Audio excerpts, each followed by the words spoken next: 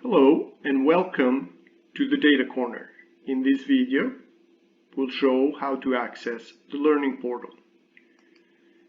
In the School of Data, if you're not registered, click Register and you will fill out a short form and you will have immediate access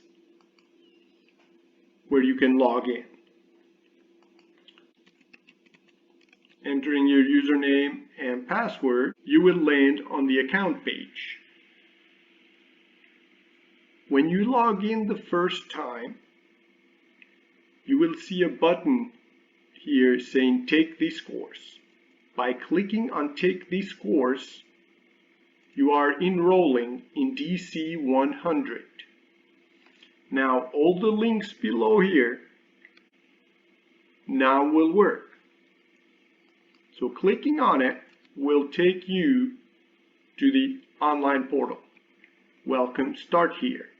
And from here, you will be able to move to the next learning modules as you study.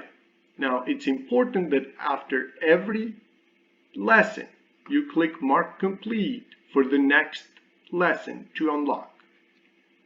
Click on the Materials tab and you have 3 downloads in PDF format: the textbook, Concepts of Data, and Fundamentals of Statistics.